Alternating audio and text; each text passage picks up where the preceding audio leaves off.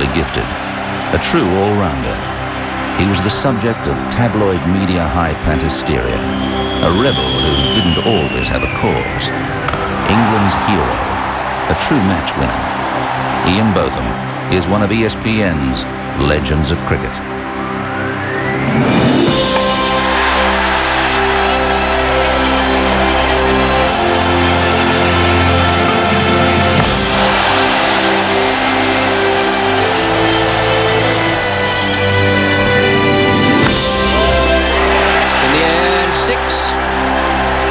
Superlative exhibition this has been, and the whole of Old Trafford rising to its feet to acclaim yet another memorable, magnificent performance. The 1981 Ashes series has become a part of English cricket folklore. The series will forever be remembered as Botham's Ashes. 81 Headingley, Birmingham, Manchester, three magnificent games, three magnificent solo performances. They are going to stand out. And because it was an Ashes series, well, OK, that means it's indelibly etched in our minds forever. And his bowled in, and surely is going to be it. I think the crowd got majority of those wickets for me because the atmosphere, it was, you could actually see it, it intimidated the batsmen coming out. I don't care what they say. You could see it, you see it in their eyes, and you ran in and the crowd and this noise, it built up. I would imagine it would be like a Roman amphitheatre, the gladiators. It was very, very intimidating for the people out there if you were on the receiving end. That's it this time. He's made sure he's taken 5 wickets. He grabs a stump, and another memorable victory for England.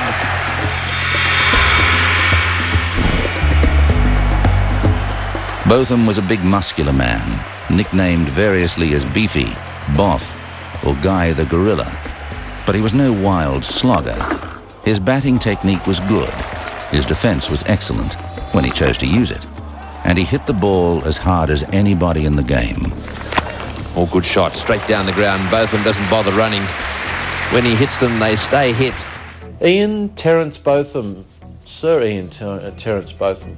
Good enough to be Australian, this fella. Oh, he was just awesome. Charging, hitting it away over extra cover, into the stand. 6 runs for Ian Botham. The great thing was simply that he believed he could win a game almost single-handedly at virtually any time. Any team meeting you care to mention, you throw out those 15 years or so of his Test career, and he would say, this is a waste of time, let's just go and beat them tomorrow. What are we talking about this for? And he'd be sort of thumping the table, be all enthusiasm. And I suppose of all the players I've played with over the years, he's the one who could actually back it up with his deeds on the field. Oh, he's bowled! As a bowler, Botham could swing the ball both ways from a fairly short run, and he had a remarkable knack of getting good batsmen out with bad balls. Oh, he's got him! He's nicked it! He's caught behind, Botham has struck straight away! He could swing it both ways, and he bowled a fairly useful change of pace bouncer. He had a slower ball, all I can say is, you don't get 300 and something wickets by bowling rubbish, and not only that, but he kept on knocking over top players. Because of his achievements, the amount of wickets he took, the amount of runs he scored, but probably the amount of matches which he won for England, and also I think some players are special. They make sure that there's no one at the bar. When he was batting, he was bowling, people wanted to watch him. You always thought something was going to happen. There are a few cricketers like that around the world who, even other cricketers, former cricketers, current cricketers, want to watch, not just the spectators. And I think Botham was one of those guys. In the field, Botham was sure-handed. He could field anywhere, and he was a magnificent slips fielder. He was a good outfielder too. I mean, there are plenty of times we sent him out to patrol the boundaries. He had a good arm. He'd catch the ball whether he was 10 yards to the bat or 110 yards to the bat. Coming in, they're going to take him on. Oh dear, he's out. Beefy was the heart of England. I mean, without a shadow of a doubt. Because of what he was, I mean, he was larger than life. And you talk about Imran Khan putting sort of Pakistan cricket in lights. Well, Beefy did the same for England. I mean, he put them in lights, and, he was the first sort of real sort of, if you like, mega superstar. And like him or hate him, you can't keep this man out of the limelight. I'm going to talk about a real all-rounder. OK, someone who can do all that on the field and do everything that he did off the field as well. The way that man has lived life, he is the genuine all-rounder. There's the century. 4 runs just in front of points. Ian Botham, 103, his 13th Test century.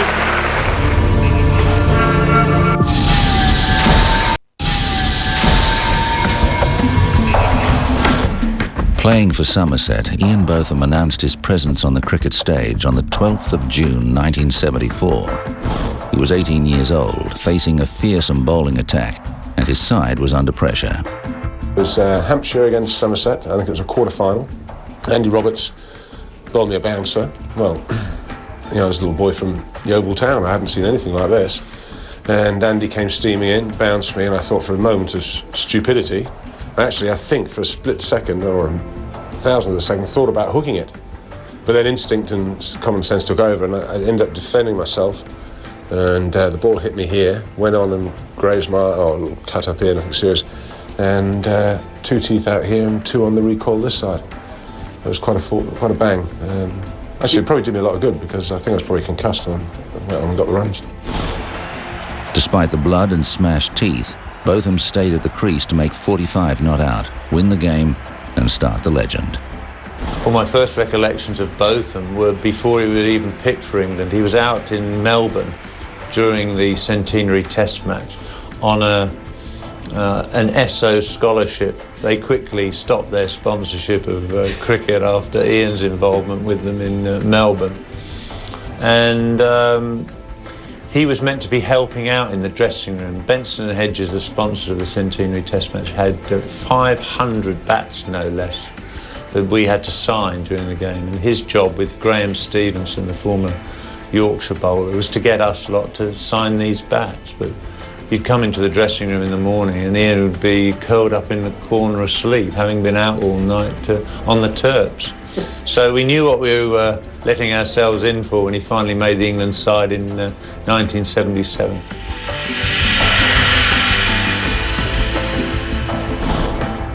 Botham played his first Test match in 1977 and made an impact from day one.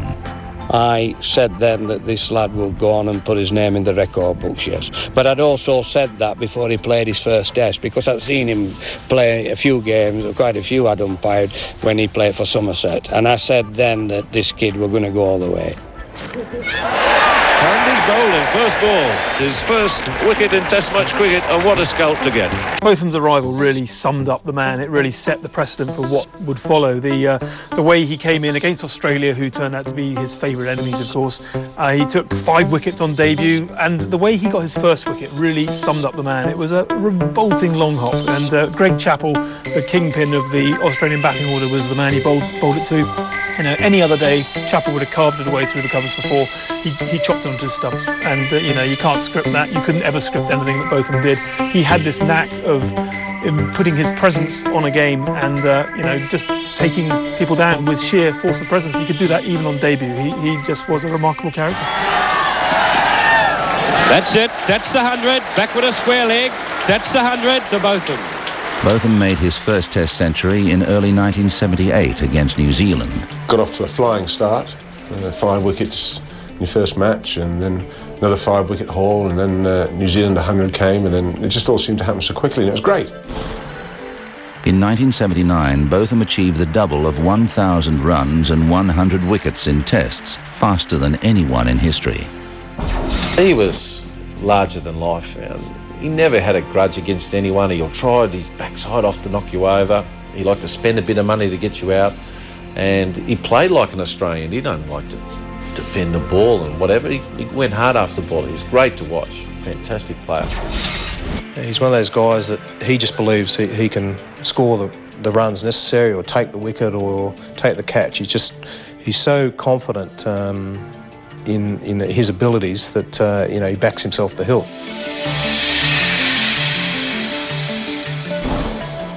A huge influence in this early stage of Botham's career was the English captain Mike Brearley. Well, Brears, I suppose you'd say, was a little bit like a fatherly figure for me. We got on well, first of all, which I think is important. I think it was the Aussie boys who'd said that the thing with Mike Brearley is he's got a degree in people. And that really is a very good way of summing him up, because when you speak to him and meet him for the first couple of times, you can always feel his eyes looking straight past here. He's in here somewhere, seeing what's going on in there. He's a remarkable guy, but I enjoyed playing with him. He gave me a bit of freedom to express myself, and we used to have some quite good rapport in the slips.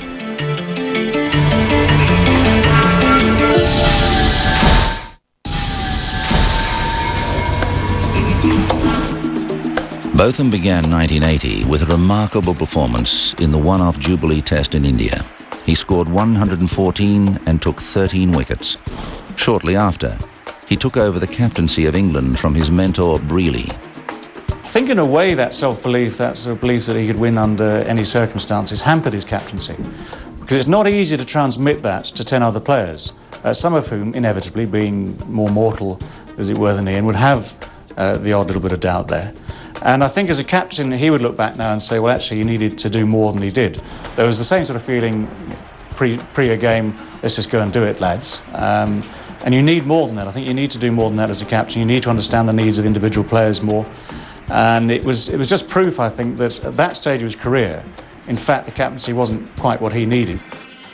As I say, he's 100 miles an hour, even his captaincy. I don't think he was particularly willing to work out that other people weren't quite as talented as him. I think that was his main failing. His cricket basically was completely belied the myth that it's dedication that brings you success. For him, it was just success brings you success. He was natural. He didn't understand that some people just simply can't do what he does, which is go out till 4 in the morning, drink everyone else under the table, get out of bed, and smash 100 or take 5 wickets. The low point of his captaincy came during the 1981 Ashes series.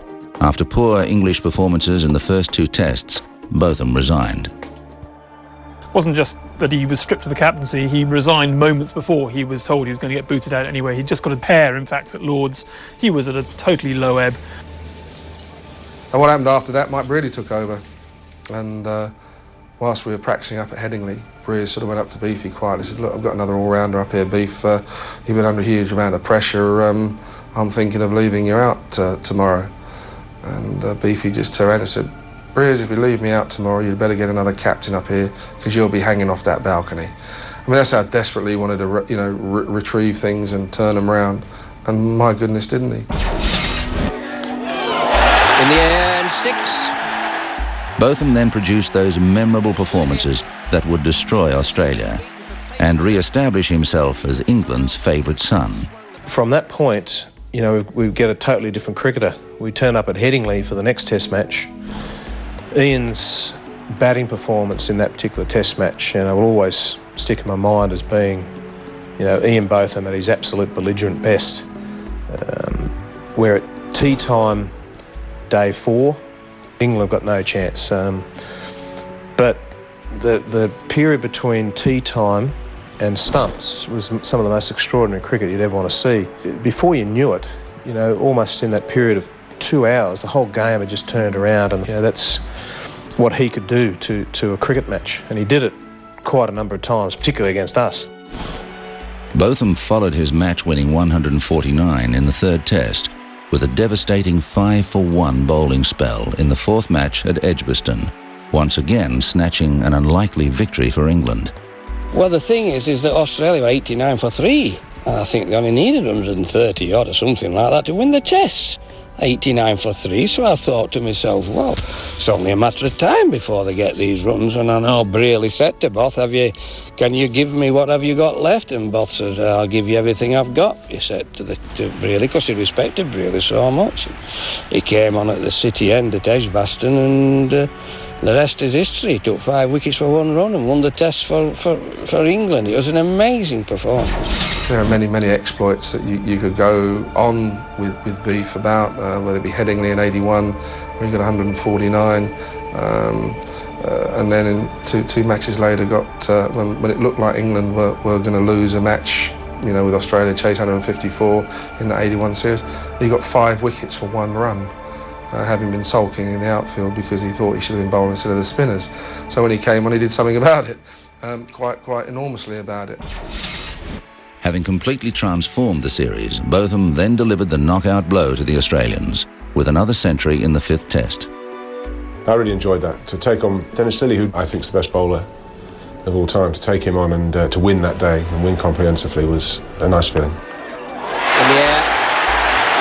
And again.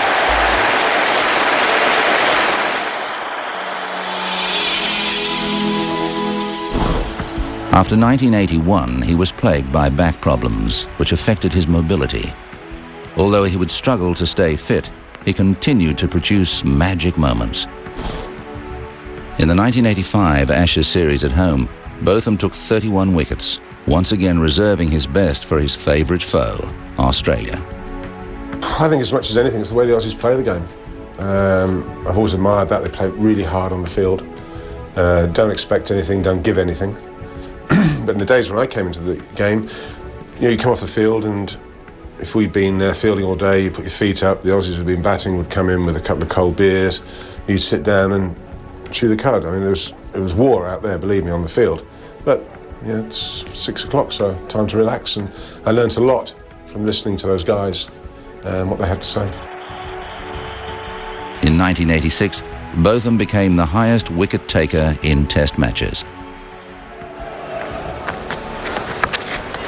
And taken by Jack Richards. In Australia in 1986-87, he took 5 for 41 in Melbourne and made 138 in Brisbane. Straight down the ground, beautifully played, and that brings up Ian Botham's century. That's probably one of the best innings I've seen him play. We're in a situation where we had England in a little bit of trouble, and all of a sudden Ian turned up the crease, and typical of him, he sums it up the situation pretty quickly. He decides, right, I'll take the attack to the Aussies. They've got their nose in front. We'll see what happens. And talk about sort of, from 1 minute you've got a real sniff, good decision to send them in. We've got England in a bit of strife. An hour and a half later, you're sort of, deflated. He's just taken the wind right out of your sails with this, extraordinary batting. And that's the way he played. Botham getting a standing ovation from the crowd here at the Gabba for a magnificent contribution.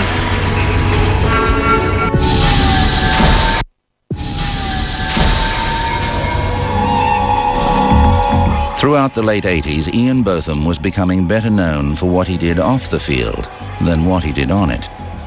In the 1980s, his face sold newspapers was really what it came down to.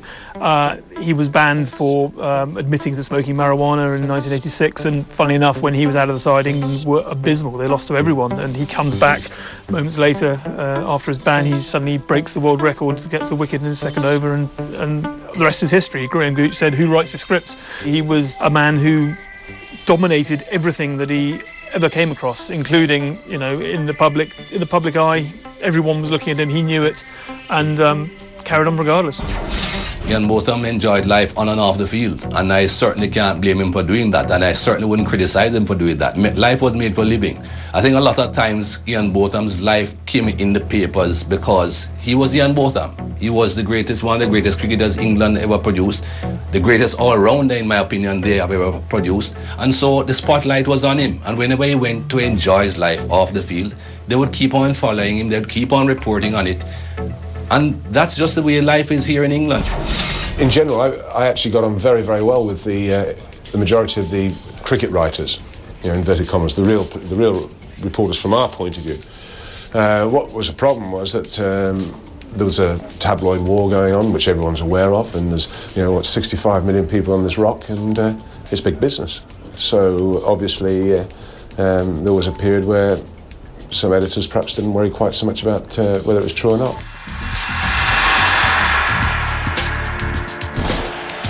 Ian Botham retired from Test cricket in 1992. Fittingly, his final first-class match for Durham in 1993 was against the touring Australians. One morning, it took me about 7 or 8 minutes, literally, to get out of bed.